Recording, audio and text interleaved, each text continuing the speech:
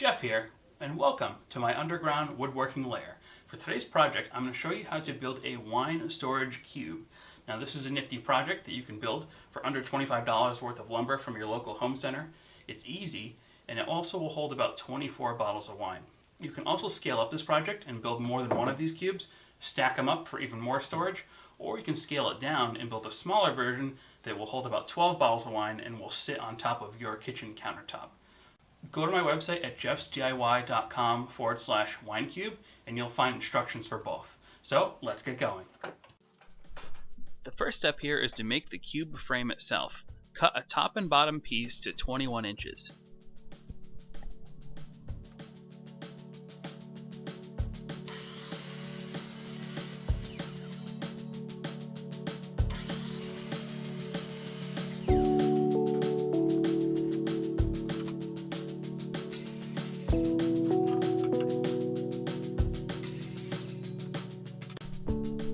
Because we'll be butting these together with pocket holes, you're going to have to cut the sides to be slightly smaller, 19.5 inches.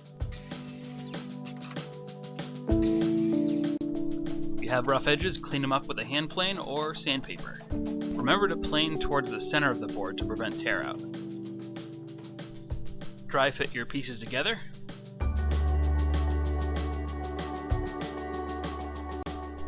Mark the insides of your sideboards, and then lay them flat on your workbench, with the marking down. Lay out 4 or 5 lines evenly across your board, and then transfer this to the top and bottom of each of the sideboards. We'll make these markings so we can line them up to make pocket holes on the Kreg jig. The pocket holes themselves will actually be on the marked face. With the marked side facing you, put each of the sideboards into the Kreg jig. Drill your pocket holes and make sure to line them up with the lines we just made. These don't have to be perfect, as long as they're not too close together.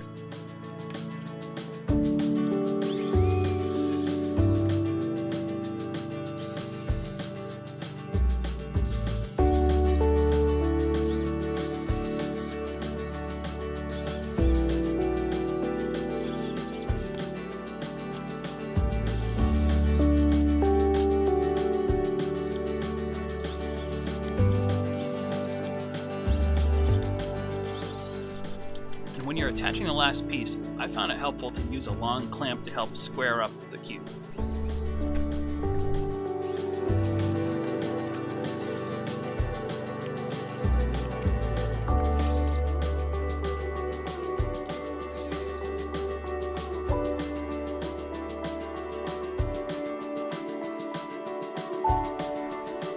Next, measure the inside diagonal of the cube. Mine came out to be about 27.5 inches. We're going to use this measurement to cut a board that will be a little bit longer than that. You want the board to fit snugly inside the cube, so keep trimming it down if it doesn't fit at first. Once you have the right size, you'll want another board that's exactly the same length, so use it as a reference point and update your miter saw fence. We'll use a lap joint to form these two boards together into an egg. To do this, you want to mark out a notch. The notch should be in the center of the board, it should be the thickness of the boards you're using, and it should come halfway across the width of the board.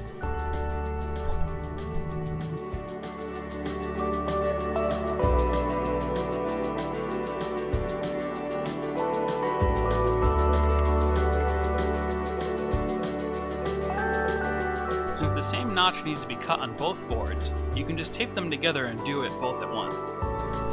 Right about here is when I realized that the board is about half an inch too long to fit through my bandsaw. So, since I don't own a jigsaw, I had to break out the hand tools. I'd highly suggest you use a jigsaw for this stage.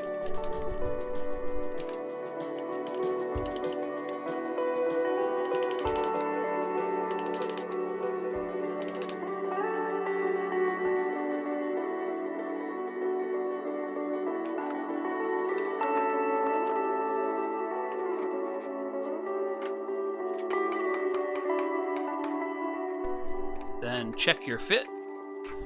If it doesn't quite fit at first, you can use a hand plane to soften the edges of the X. Last step here, finish the wine rack however you'd like. I sanded up to 220 grit, I added a pre-stain wood conditioner to help the stain apply evenly, and then added a couple coats of cherry stain. This wine rack is a much more attractive option than leaving your wine bottles strewn about the floor, so enjoy. Hey, and if you like this video, please hit the thumbs up below. Also, if you haven't already, please subscribe. You can see more information at my website, and you can also check me out on Facebook, Twitter, and Pinterest. Until next time.